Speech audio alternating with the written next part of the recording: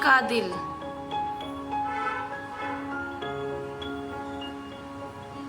माँ बस से नहीं चलती थी, हमारे खाने के लिए पैसे बचा लेती थी। 3 भाई बहनों में सबसे छोटे अजीत आज जो कुछ भी हैं, इसका श्रेय वह अपनी माँ को देते हैं। उन दिनों को याद कर कई बार अजीत की आंखें भर आती हैं।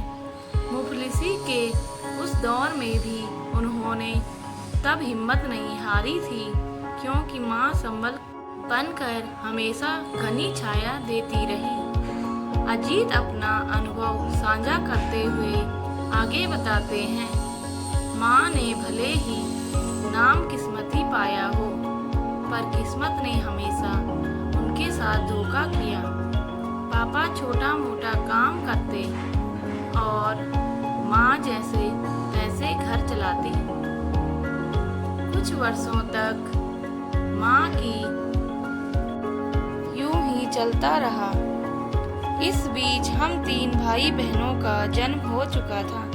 अचानक कुछ वर्षों बाद नियति ने ऐसी पलटी खाई कि सब कुछ खत्म हो गया। पापा ने बिस्तर पकड़ लिया, उन्हें लकवे का अटैक हुआ। इसी बीच एक और बड़े हादसे ने माँ को भीतर तक झंझोर दिया।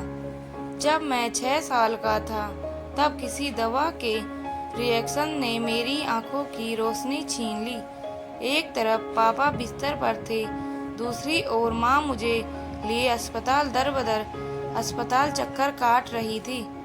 आंखों की रोशनी वापस लाने के लिए डॉक्टरों ने 6 लाख का खर्चा बताया था।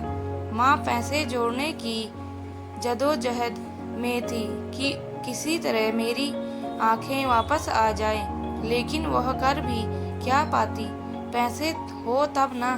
माँ ने सरकारी स्कूल में दाखिला करवा दिया और दीदी की शादी कर दी। मेरी जिंदगी में रोशनी की कोई किरण नहीं बची थी। सारी उम्मीदें खत्म हो चुकी थी।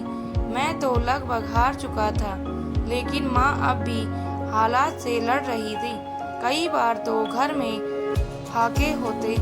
हालात इतने बुरे थे कि अस्पतालों में आने जाने या कहीं बाहर आने जाने के लिए हमें कई किलोमीटर धूप में पैदल चलना पड़ता। पैसों को बस किराए में इस्तेमाल नहीं करते, क्योंकि पीने को पानी और कुछ खाने को नहीं बचता। तंगी के कारण तबला सीखने का शौक भी छोड़ना पड़ा। मैं हिम्मत हार कर रोने लगता। माँ मुझे हौसला बंधाती, आगे बढ़ने को प्रेरित करती। 2008 में पापा इस दुनिया से चले गए। मैं कॉलेज की फीस नहीं भर सकता था। माँ ने मुझे आगे बढ़ने का भरोसा दिया। मेरा दाखिला एक दृष्टिहीनों के स्पेशल कॉलेज में करवाया। माँ के अदम्य साहस और कभी न हारने वाले माचे ने मेरे भीतर एक नई जान डाल दी। मैंने ठान लिया था कि अब मुझे लड़ना है, हारना नहीं है। फिर मेरा चयन एक सरकारी महकमे में अच्छे पद पर हो गया। पापा के जाने के बाद माँ की असल परीक्षा शुरू हुई। दादी ने माँ को घर से बाहर निकाल दिया। उन्होंने छोटी पूंजी के साथ साप्ताहिक हाट में फलों का ठेला लगाना शुरू किया। इससे जो थोड़ी आमदनी होती, उसे वह हमारी ट्यूशन और पढ़ाई में लगा देती। माँ ने कोठियों में सफाई और आया का काम शुरू किया। उन्होंने फुटपाथ पर हम 4 बहनों और 1 भाई को लेकर अपना डेरा जमा लिया। मुझे याद है, माँ कभी भी ईद पर हमें ईदी देना नहीं भूलती थी। वह हमारा दाखिला किसी अच्छे स्कूल में करवाना चाहती थी। मेरा दाखिला करवाने के लिए उन्होंने अपनी जोड़ी हुई पाई खर्च कर दी, पर बाद में फीस भरनी मुश्किल हो गई। इसीलिए माँ को मुझे स्कूल से बाहर निकालना पड़ा।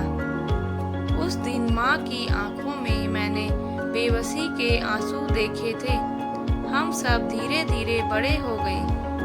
जब कभी घर में फाके होते तो माँ हमें गुरुद्वारे में लंगर खिलाने ले जाती।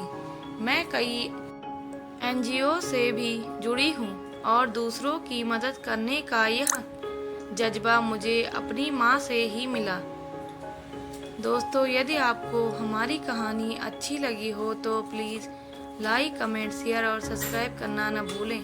धन्यवाद।